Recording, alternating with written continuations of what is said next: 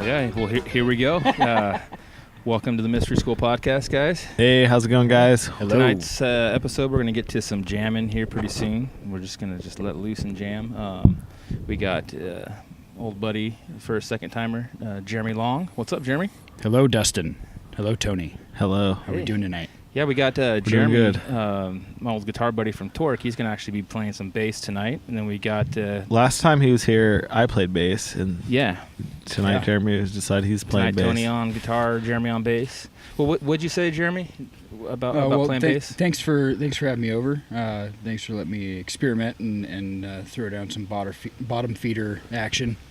What he was telling me, I was like, "What do you sent him a message yesterday? Like, what do you want to do? Throw down a, maybe bring a couple of Torque songs that have some good jam songs." And he goes, I got some new strings on the bass, so I thought I'd play a bass. That'd probably be the most unpredictable jams. So hey, right? What do you call your bass? The Oar. The Oar. Yeah, it's an Odyssey. I don't know anything else about it. It looks kind of like an oar. It's like a natural wood, and then the center is like a different kind of color. Yeah. So you paddle. It's the either or. It looks kind of like an oar. I'm assuming that's why you called it the oar. Yeah. Yeah. Has the looks, and if you ever get caught out at sea without a paddle, just grab the oar bass. So would that be your one item on a deserted island? You bring the old oar bass? So you can paddle out of there and play some tunes? Only if I had a boat. I guess that would be the second item. Would be an oar and a boat. You'd pick You'd pick the boat before the oar? Or you'd pick the bass over a real oar? Well, I could still play music when I'm just, floating for the day. Yeah, until I get tired. Let's be honest, man. After rowing for a day of that, I don't think that bass is going to be in that good a shape. Especially you're in the salt water. Oh, man, you got a point. Maybe put it in a bag? I guess. I don't know. We get better friction on the water with the heavy coil strings. I didn't really think this through, so... Whatever. It's just this kind of a lame nickname now that you've broken it apart. Well, yeah, we're going to jam in a little bit. It's going to be a cool jam. When was the last time we jammed, me and you, on bass? I can't even remember it. The last time I do remember... decades ago. ...was in your place in Cool... in the living room. Wow, so then... And we set up right by the... My place in Cool means my parents' place, so I must have been under 18, probably in 13, 14, 15? I think we had been playing for a little bit at that point, so, but, 15, 16, something around there, I think. So it will be an interesting night, since I know Jeremy very well as a musical writing buddy on guitar, with mainly me on bass or drums or another guitar. I know his guitar style real well, but bass style not so much. So it's going to be interesting for me. Yeah, I'm excited. Yeah, what do you think, Tony? What you got notes on a page tonight? Nope. No. No notes on a page. What have you guys all been listening to this week? I know Jeremy's got some interesting mix. What about you, Tony? Today I was listening to the Rolling Stones. Oh, cool. Because I listened to Keith Richards on Mark Maron, so it's like I'm going to get back into some Stones today. Which Stones? What did I listen to? I listened to... I forget what it was called. It was like a couple before Sticky Fingers. The album? Yeah, the one that's got "Gimme Shelter" on it. I forget what that album's called. Cool. What about you, Jeremy? Today? Yeah. I didn't force any music today. I actually listened to news talk radio all day. Yeah. I think maybe on purpose. I want to say to get your vocal chops up. Your speaking chops. Yeah. So do you get some just current events that we can bring up? Well, football. Football. Sports talk. Football. Oh, gotcha. Yeah. Let's kissing up on some 11 or 40. How about the Raiders? Yeah, the Raiders. That was a good win. Huh? Ooh. Yeah. 37 points. That's more than they scored all last year, right? So that means anything can happen tonight since the Raiders did win. Yeah. That's right. And the Niners lost. Yeah. So good. Some good old sports talk. Yeah. No, I think if I force myself to not listen to music on a day that I am going to play something new and exciting and kind of experimental, it leaves it kind of open in my mind. Was not that really thinking about anything predisposed. Was it intentional? You're like, I'm not going to listen to No, it wasn't. Oh. But now looking back, I feel like maybe it was subliminal.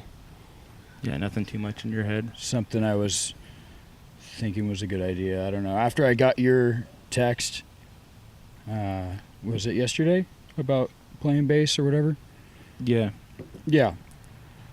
Then I was like, I in my mind fully committed to it, and so maybe I was just hyping myself up. Cool. It's fun. I like playing different instruments. We always find musicians. Sorry to cut you off. No, it's all right. But talking about talk radio before we segue, what you're saying, like musicians always have that break of listening to talk radio after like a long gig or a lot of rehearsal. I would notice that as a kid. My dad would play so much music. I would get a lot of exposure for music from him too, but a lot of talk radio exposure. And I do the same thing where I have those periods where you don't want to listen to music for whatever reason. Yeah. That's so sorry. It's a good break, you know. Sometimes I listen to a lot of talk. Good talk. Yeah. I still, I'm not one of those people, or some of those parents we knew of our friends growing up where they just didn't. There's no music in the house. That's a sad existence. Yeah, you got to keep balance, right? Yeah, that's for sure.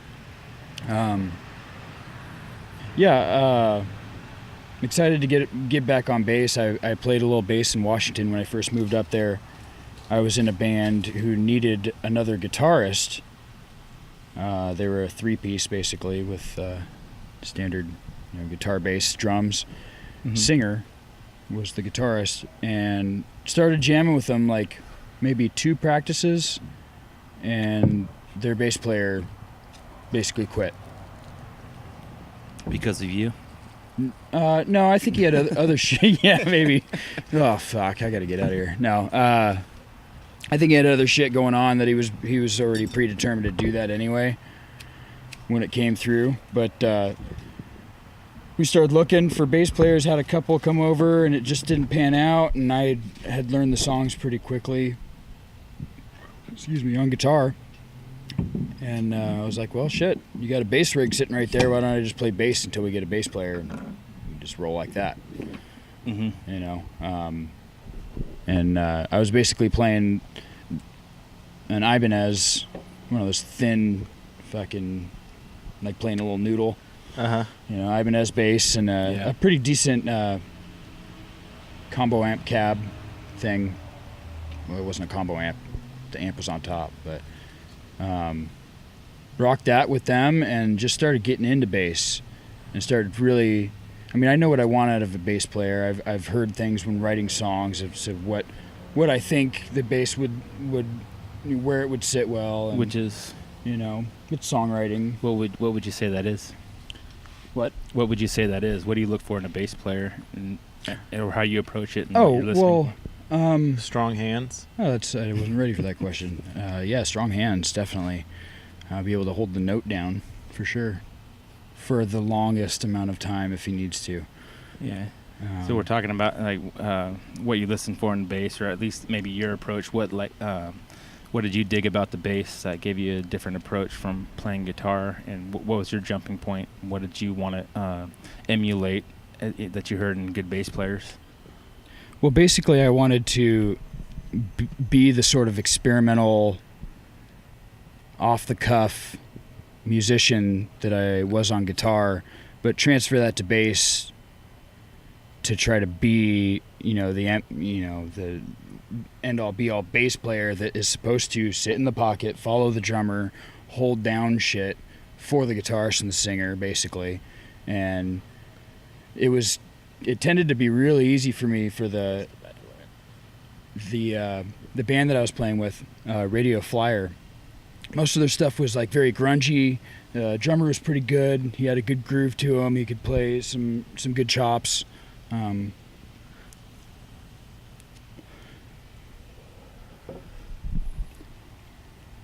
I basically started falling into this. I took it slow, tried to just be background bass player first, but hit the notes, be where I needed to be, make sure I was audible, and on time, and then I started implementing my own little tricks and flashy expanding upon crap. The songs. You know what I mean? Like just Yeah, just having fun. And I was able to do some backup singing because, again, it wasn't that difficult to lay down what I needed to. And I could also jump around. This is the first time in my life I'd been able to not be glued to a mic. He's like a Flea style of a performer on stage. Yeah. It was really nice with just a bass because I would just fucking run around stage and... You didn't have lead vocal or guitar to do. Right. It was enlightening. It really made for some interesting bass lines too, because I could really think about what was going on. And Well, so who could you compare yourself then to bass wise, and circling back to what you look for in a bass player and what got you into playing bass and what you try to go for when supplementing this band that you came into being a guitar player? What did you try to lay down as a bass player? As you built to being an original player, laying down a foundation, and then who would you compare yourself to? I have to say that, like, my hard riff-driven stuff, anything I'm playing like that, kind of reminds me of anything between Helmet's bass player, Tool, and maybe Rage. Just, a good, when they're getting down and getting solid, you feel it, you know it. And then I would start to mix in some stuff, some more effects, really. So there's not a lot of bassists that use effects. I mean, they all use effects, right? But not a lot that are real present. Maybe, like some chorus, Justin Chancellor. Flanger. A little bit of echo delay in some spots. So what effects are you going to use tonight? Right now I've got a palette of a couple of overdrives, a bass overdrive, and a... Have you heard of the Ass Master pedal? No, I Very haven't. old pedal. Was that spawned from going ass to mouth? Maleko? or whatever? Maleko? I don't know how They you make pronounce it, a reissue of that, a copy. It's called the Bass Master. but... Uh-huh. So I've got that on there. It's a copy of that. So Going bass to mouth, everything's huh? a copy and a copy. I got some flanger that sounds really cool right now that I'm running. Nice. And You had some wah in there, right? Some auto wah? that was the flanger, The flanger, that you were okay. hearing. Real high Compression? definitely. Yeah. Yep, at the beginning of everything, usually. You love compressors, huh? I do. I do. I've come to really enjoy them. I never have gotten one to work well with my guitar rig. I haven't tried too many, but I like the idea of it, of taming the high volume stuff. Yeah. Bringing it down so the quieter stuff is out in front. Right. I like the compressor for that a little bit, but mainly it's to pump up the small stuff, because then I don't have to go so hard, and it'll just pick every little thing up and just ramp it. Depending on what compressor you're using, though. Do you like a transparent compressor or one that imparts a lot of color? I don't like the ones that are noticeable.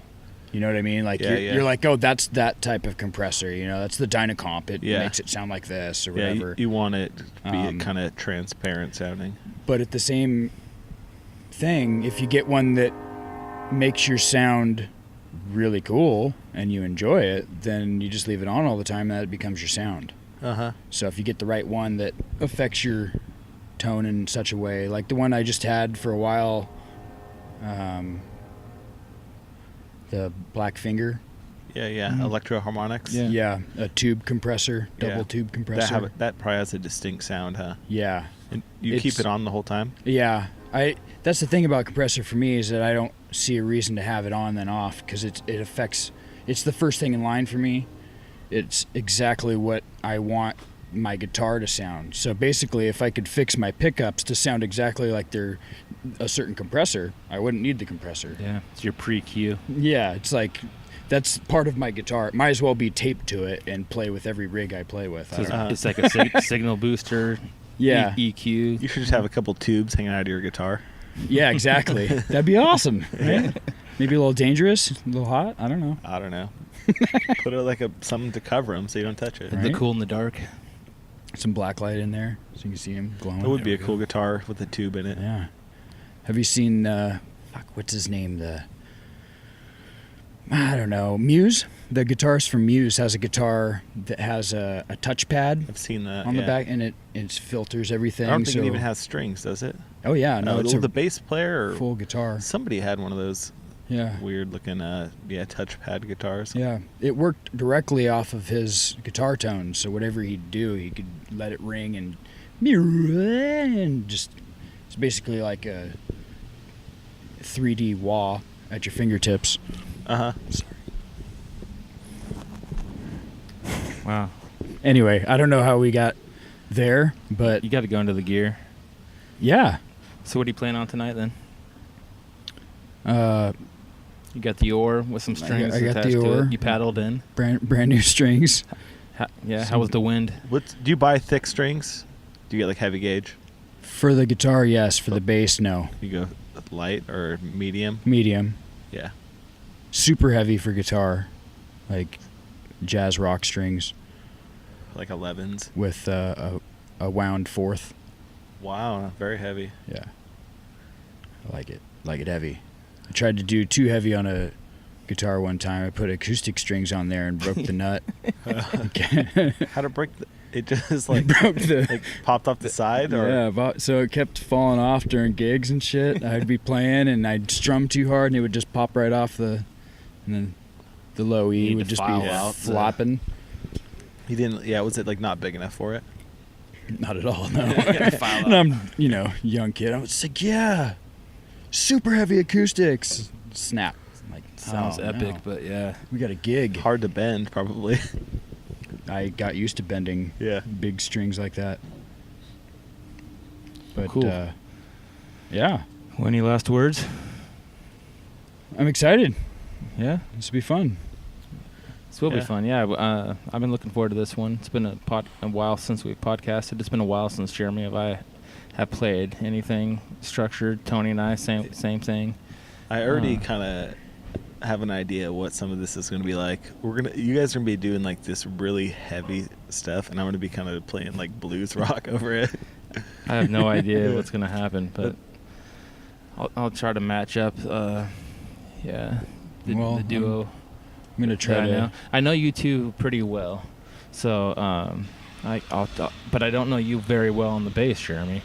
So, but I do know where we're going rhythmically with phrasing and dynamics. So, likewise with Tony, I think I know the conversations that we're going to get into. I just don't know how I'm going to mediate it yet, where we're going to take it. And I kind of like those nights. It's open. Yeah. Let's get in there. You ready? All right, Yeah. guys.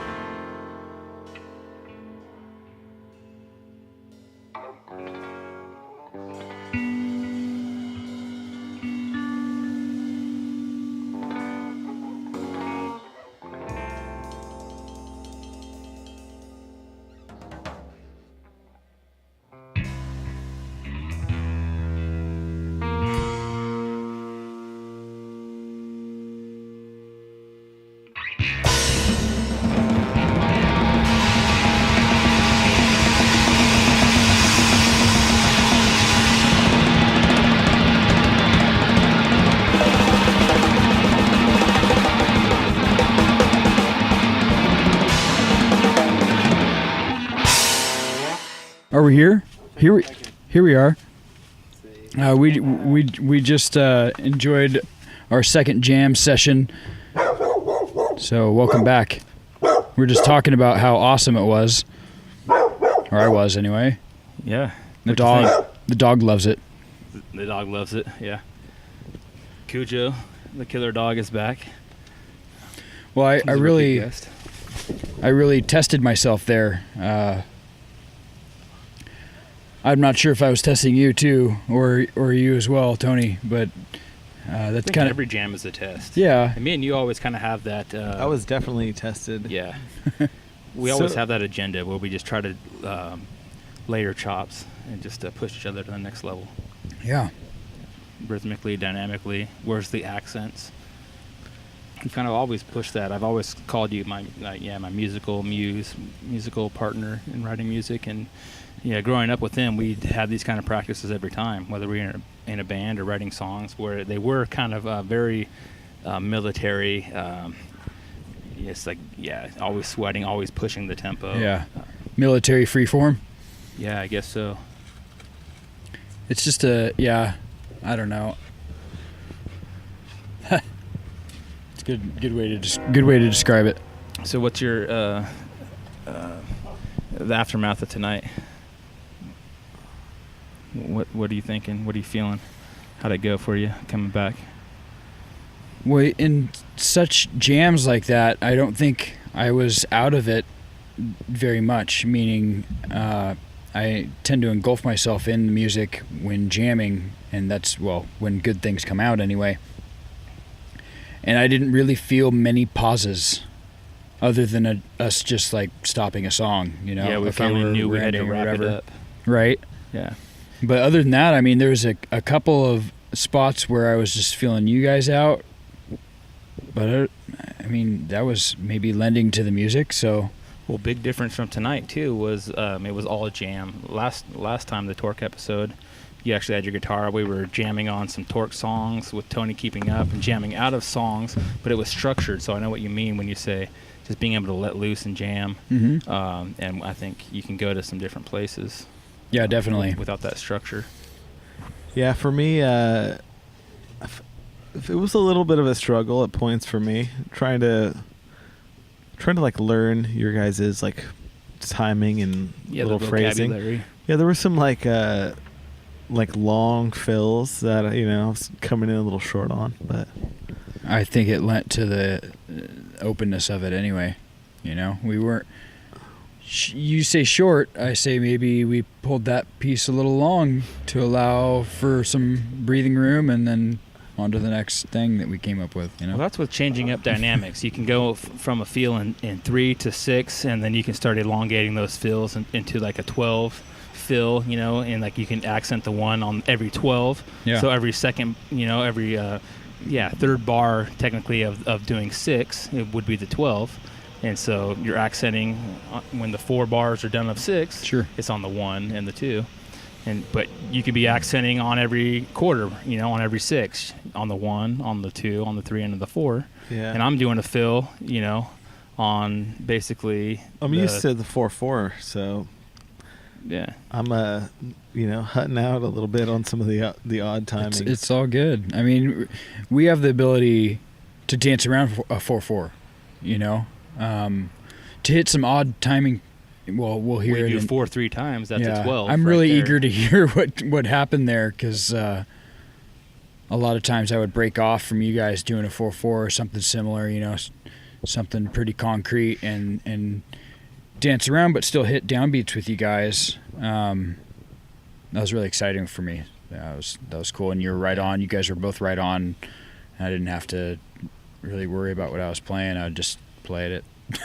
Those are where jams are really neat, where it's not a song. You don't have to hit the 1 every time. Yeah, I think tonight was probably pretty unique sounding, right? Yeah, I think so.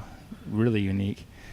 I think for me the most, it was kind of really up tempo, the most kind of really technical, really the tempo was very important once again, just very tight. I think tonight, one of those tighter, more technical nights. Mm-hmm. I feel definitely when I hop on bass, that's my goal is different than a guitar player. I mean, obviously, I want to hold down beat and everything else, but I feel like there's a certain tightness that comes out when I play bass rather than guitar, where I can't get that flowy. That's your job, like I can't take that away from you. I have this certain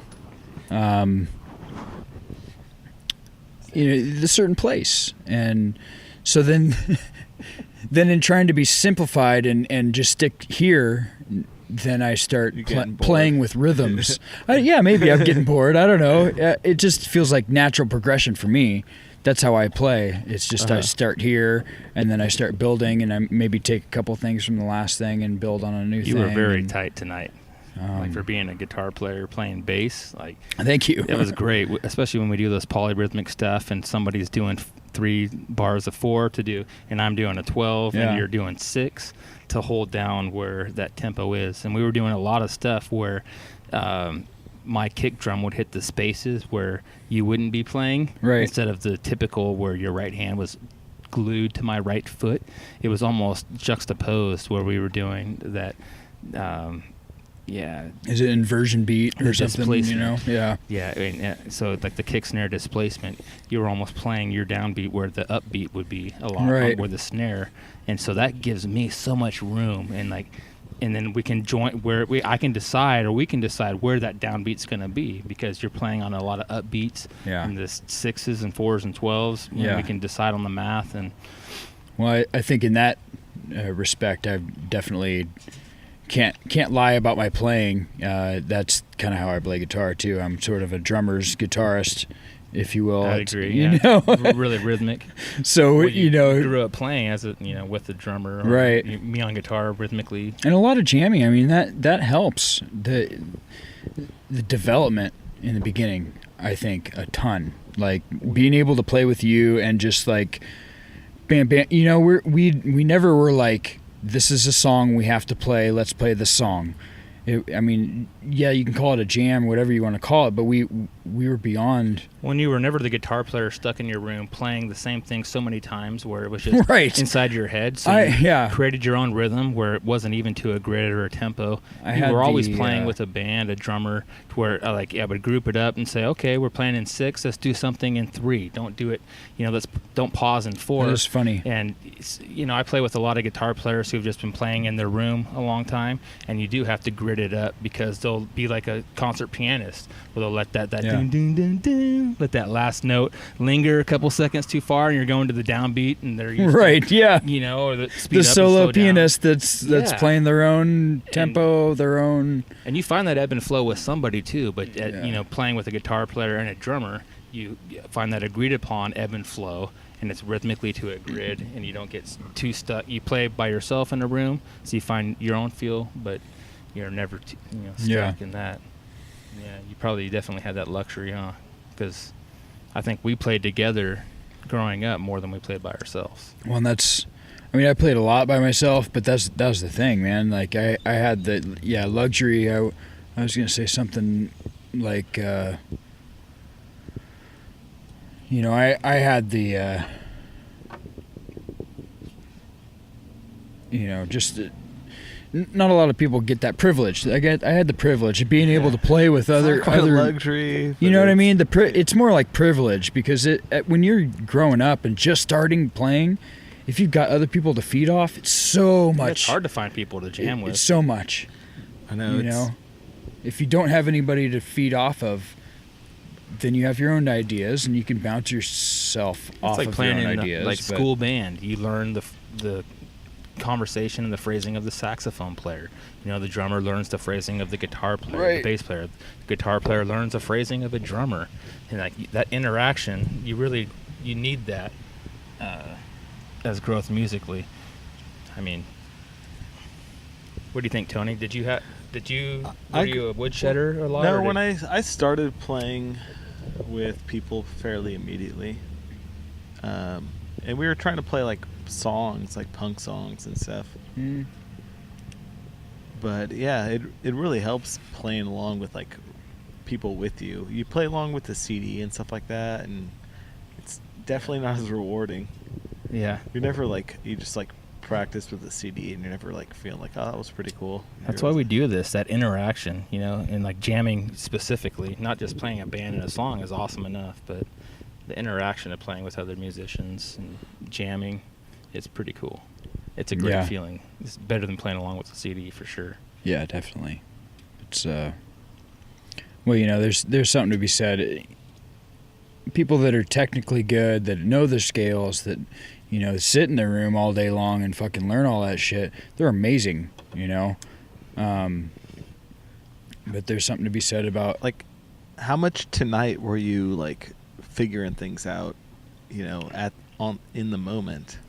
For me, like, I was like trying to figure the thing out like as it's happening. It's like learning a song on the spot, you know. Yeah. Is that how you had that feeling? well, it's more of a stay in this realm, you know. Like, I don't know a lot of actual scales, you know. I don't run through the scales a lot. I know what fits and I know the basics of that, but when I get in there, I just sit in a pocket and I can throw some things around, but I think more rhythmically than melodically. Yeah, jamming will pull you outside of your practice routine real quickly. When you're jamming really, outside of, I don't worry too much about the notes I'm hitting rather than how I'm hitting them. And as far as the bass note, especially playing with you, if I was just playing with Dustin alone, then I wouldn't be thinking about shit. You know, I could go wherever the fuck I want and not have to worry about anything. It's a certain discipline that I like to have, being able to play with somebody else and go, well, if I just go the fuck off, then he doesn't know what the fuck I'm doing, you know. Playing with somebody then that I just you're not sound used off. to playing with outside of your practice routine, you're having to do chops to make the music sound good that you're not used to doing. So as much as you want to stay in your box, if you're not just that room jammer, you know, and you're brave enough to go outside, you'll start doing stuff that you haven't been practicing, and you'll hear a whole new realm of music that, oh, holy shit, I need to start practicing that. Yeah. Well, I mean, tonight for me, I mean, that was definitely like out of the box for me. I'm playing a bass. I'm half trying to stick with you, half trying to give you stuff that you would recognize. I mean, I switched keys a few times where you picked it right up. Maybe I did. You know, but the thing is I'm not switching keys so much. Good job. To where I'm so off that what you're playing in the other key isn't going to match, you know. I like that you held your own on I think the second set, maybe song 2, where we were doing some key changes, and I think Tony had a prescribed riff, but you held in the key really well. You're like, no, it's going to be in this key, and it almost became... And then touch on a few... Yeah, but it was almost a dissonant harmony that didn't mix, but it did, and you held with it. You guys didn't shy from your riff, and you had this strong key, and Tony definitely melded his, like a sharp up, you know, step up to make it less... you know, sour and more dissonant, and it was cool. We had a few locked in parts tonight. Yeah, man. Yeah, almost song segments. There's probably like 5 like parts that we just locked in. Huh? Well, most of those were, I would say most of those we started by you. You know, you played my riff. Yeah, you pulled something together, and I was like, okay, that melody was right. there. And I'd either pull off and do the third or the fifth or something, or just hit the bass note, boom, boom, boom, boom. You know, just. It was fun. It's fun playing bass for me because I get to hit stuff that I am not supposed to hit as a guitarist, you know? Like, that's not your realm, man. You need to stay away from that. And now I'm like, okay, I can just, like, sit here. That's cool. All right? Just hit the rhythm. Make every note count. That's what bass for me is like. If I'm looking for the ideal bassist, come to find out through playing, I just want somebody that's going to hit a note and mean it.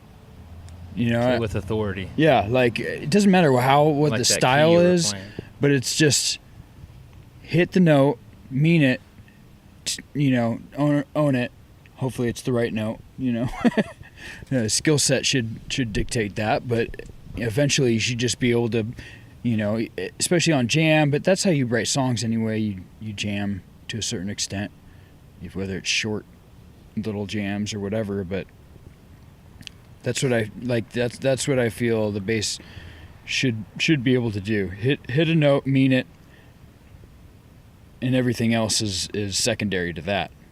Did you have a conscious effort tonight of trying not to be a guitar player? No, I felt pretty comfortable on the bass. Felt like yourself? I felt like a bass player as me. I mean, there was a point where I pulled the bass up. I was going like this, and I was slapping kind of sideways, just because it felt good. I threw it. I was this way, regular. Like no, I'm not getting the reaction from the thumb and the right sound. And threw it up, bam, bam, bam, bam, bam, bam. I was like, all right, cool. I felt comfortable with the bass in my hand, and it was nice. So tell me if you agree with this. I would see you as a guitar player. First, obviously playing with you. I would see you as a hybrid, though. When you play the guitar, you play very rhythmically like a bass, and tonight, like when you play guitar, you were, playing, had your guitar moments. Would you take the lead? Yeah, but like rhythmically like a bass. Would you agree with that statement? How would you see yourself as a hybrid, as a musician? Yeah. Well, that's way definitely me. Yeah. I mean, I feel such a rhythmic point too. Like the drums come out in me too. I've learned a lot from being around you for a long time, and other drummers, and kind of having the stuff at my house a lot. Growing up and stuff. Like writing a piece from the ground up with a rhythmic partner. Doing that stuff like that. And so hybrid I am. I have so much in my mind that when I write a lot of songs, I have, a synth part and a bass part and a basic rhythm kind of felt out. So I feel like after tonight, I really feel like I can switch over to bass and be okay. So when you're writing, do you hear an idea simultaneously then? You're hearing almost a whole piece, or do you you'll hear a total bass lick or a synth lick or a guitar lick, and that can pull inspiration? Or are you hearing them almost together? Yeah, it never goes one way. Really? It's pretty all the time. You're hearing almost a full piece, and then you write up from it on the instrument that feels most comfortable. Well, it doesn't always start with one instrument. Maybe it'll start with the bass, or maybe it'll start with the guitar. Exactly. Yeah, like you hear it in your head. But I'll hear something in my head, maybe a vocal line or something, instrument. and then just hear like. And then you'll start on the bass or keyboard or guitar, whichever instrument. Yeah. To write up to that thought is most comfortable, or to get you there first. I guess you got to choose the foundation to lay down. And each song I think is more bass based, or a drum lick based, or a guitar riff, or even a melody or lyric based. This helps me too when I actually focus on other instruments. Then I become playing more another instrument. It's like what you're doing. Like when you go from guitar to bass, I mean, there's not too much difference. When you go from guitar bass to drums, there's way much difference, but there's still the basic core of rhythm, and you're seeing notes in the air, and they're hitting a certain way. Yeah, guitar to bass, you're going down an octave, and then you're not taking it up maybe as high quite often, right? But you have an important decision to make as a bass player. I think every note. Well, you mess one note, it's very noticeable. Yeah, but there's so many to pick, too. Your one note for this chord on a guitar could be this. You hit a certain note, and then it just changes the vibe of the part or whatever. Yeah, the bass has a big control over like the vibe. Yeah, definitely. Yeah. Yeah, you move the bass a little bit, and you can change the song a lot. Right. Well, like you're saying, playing on the other instrument that maybe isn't your first instrument, it's great. It's like cross-training on the job. You learn another person's task to learn where the critical path is to hand off, how your jobs interface, and you learn what the pitfalls and what somebody else goes through. That, like we were saying, the saxophones, their phrasing, their language, and how do they make that? So it's a really cool experience for musicians, and I would recommend it to. Even if it's really your first instrument, you're going to be comfortable on it and sit on there. But go outside your box, sit on something that's uncomfortable, and like some are going to be more natural than others. Some are going to be very awkward, but you learn what those people have to do and how they have to move and what they're thinking, what their synapses in their brain are doing to communicate with what you're doing.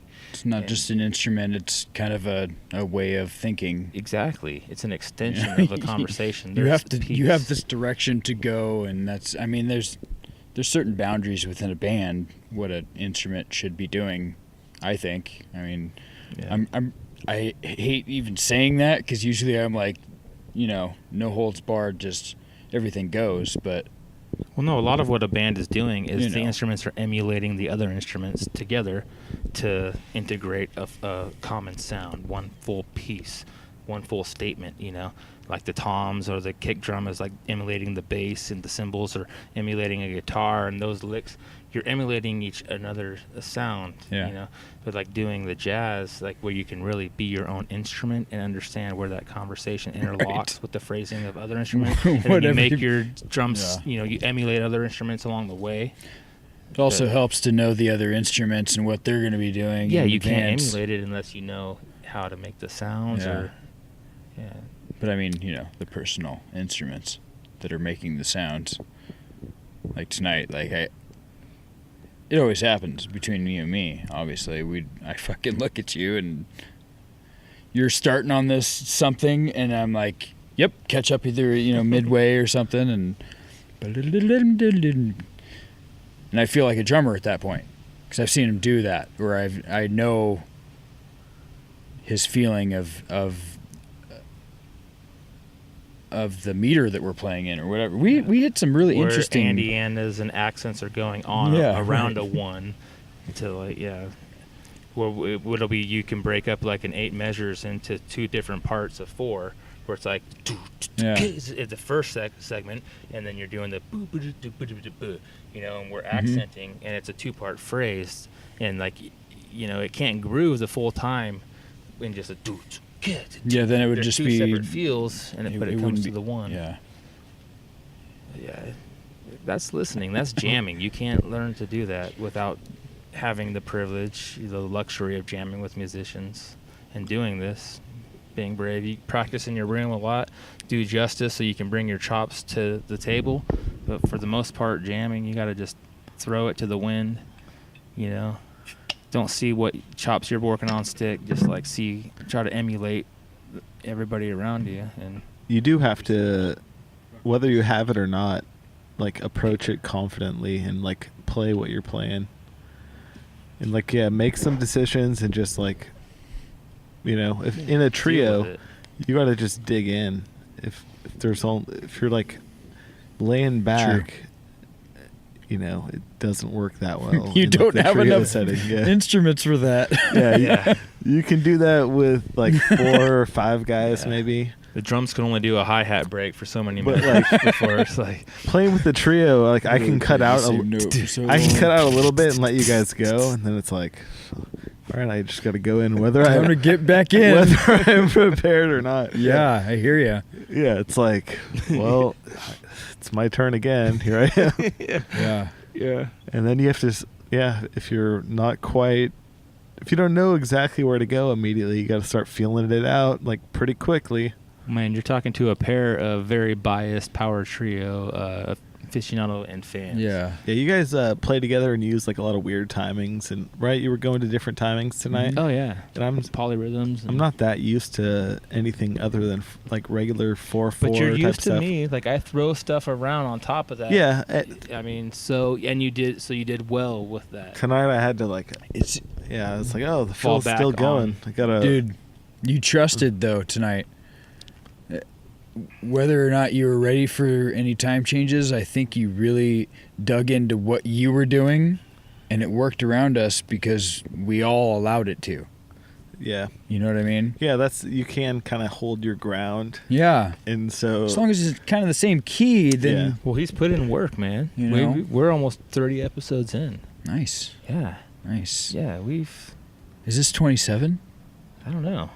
We stopped counting. Probably. That's one of my favorite numbers. Is it really? Yeah. Hey. That's my birth I date. think it is 27. Yes, it is. Yeah. March 27th. Well, cheers to that, guys. Hey. That's a good number. Is it really, though? Yeah, I think That'll so. get all worked up. because we did 25, then we did another. This is second one after the 25th, right? I think so. Yeah, I think it's this 27. That's excellent news. If not, we can make it. Do that. No, it is It works for you. 27. So Yeah, it really is. I just remembered an analogy I was going to make earlier about the difference between playing bass and playing guitar for me. Yeah. Let's hear it. It was weird. Like, I'm naturally a right-handed batter. That's what I've done Okay. most of the time. I throw right-handed. You know, that's my form. I'm a switch hitter, so I can bat left-handed. But the difference is when I'm playing right-handed, that's like playing guitar. When I switch to left-handed, it's like playing the bass because I know what I'm doing. I know how to hit a ball. I still have hand-eye coordination. But my form is such a way that I'm almost trying too hard to make sure that I'm doing everything right. I have no, like I can hit the ball, I have no idea where it's going. And it usually, you know, does pretty well to try to hit lefty when I need to. When I'm playing bass, it's not quite as bad as that analogy, but in the same respect, like I'm really trying to focus on form because that's not what I normally do, so I want to make sure that every motion is correct. You know? You're not as comfortable, so you're paying a little closer attention. Right. to a I lot can of still things. do it, and it's unique to me because I can do it the other way, guitar. Yet approaching that is just it makes me different. I don't bat the same lefty as I do right. That was a good analogy. So I liked it. That was what I had for you. Cool. Well, you guys ready to wrap it up? Sure. I think Yeah. so. I It's mean, good hey, jam with all you guys. that It was cool. fun. Cheers. Cheers. Cheers. Any last words, Tony? I don't know. What do you think No. playing with the Torque crew? It's heavy for me. Yeah. Heavy. Yeah. I feel like there's a couple things I need. If I learned, it could help me in this situation better. Well, I got a couple things to figure out.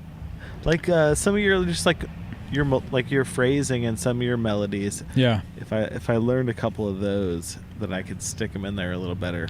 have you listened to my kind of discography of music? Because like I know Tony and our music melds, but he introduced me to a lot of groups and bands, that I never really did the homework and listened to. But I did. And I'm like, okay, I like jamming with this dude. I see where he's coming from, but I need to understand it a little bit more. So I sit back and listen to it. Have you ever had a chance to sit back and listen to like a Tool CD? I have listened to some of it, Full I grew up through? with my friends being into it, so I heard it. I've heard it throughout my life. Have you but done it any just was homework on that? Stuff? I guess probably not homework. I've never tried to learn a Tool song. No, yeah, but like listening to those odd bands like that I throw at you, like the I listen to Primuses some of and that the stuff, Secret yeah. Chiefs, or because Yeah, Jeremy's very eccentric musically. it's just not. It isn't my wheelhouse playing wise. They use some scales that I don't know that well. it's like tuned to D too. Like different genres of music play with different scales. yeah. Different emotion for sure. So I'm more familiar with the rock and roll blues scales and those Yeah. types of riffs, and then you get Tool and that stuff, and it's just it's got a different kind of phrasing to Yeah, it it's- all, and A lot of minors, barely any majors. There's a lot of augmented and then augmented sevenths, and just it's more progressive. I think it's yeah, just it has its language, and I'm just not that familiar fairly with it. chromatic. Where a lot of notes aren't really out of bounds. I think you do You well know. with it, Tony. Though Depending on what From note day you one. pick from the bass note, if you pick that note, then there's another note that'll tie them all three together. Yeah, If I was trying to fit in with it tonight, but I would say probably there's definitely the sound You of did. of a different style that I'm forcing into your guys' Yeah. music. No, I liked Sounds it. like it was a yeah. good style. I'm really stoked. I want to Yeah. hear this shit. Well, I It's gonna think it's be our epic. style, and even like the Tool styles, those styles, I think they're they're open styles. They're hard to classify. They don't want to be classified. And our music with Torque and stuff we've always liked and playing together, you want to leave it open to somebody else coming into the room and having their element, and it can fit right in some progressive way. I've never tried to write to genre, so that's not exactly really. And that's what I would say. One thing would be about that style of music that we come from, very progressive. I think it is all inclusive, to where you can listen to other styles of music and go, okay, I'll get into that genre, but how do you merge it into?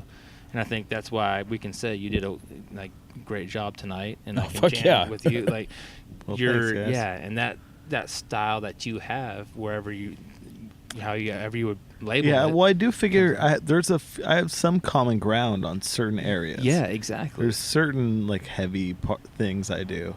Yeah. But then there's some stuff where I go a little bit more in The reverse shit was amazing. Yeah. That was an awesome part. a cool segment. I can't wait to listen to that part. That we started just getting into another realm right there.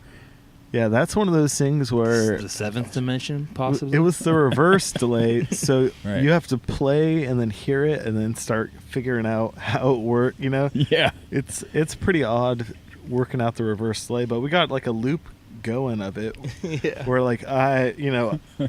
I could play something and I kind of knew how it was going to come in, Yeah. and then we started speeding it up. Yeah. It was fun. Yeah. It's going to be a lot of good key moment. You're not going to edit the shit out of that. You're just going to run it all the way through, or what? It's I don't pretty know. much just fly on the wall almost. It's hard to say. I mean, I cut out between dead space and all that stuff. Sure. I think And, we and almost when I mess up, cut that shit out. I just I cut it down to Fade in, fade out.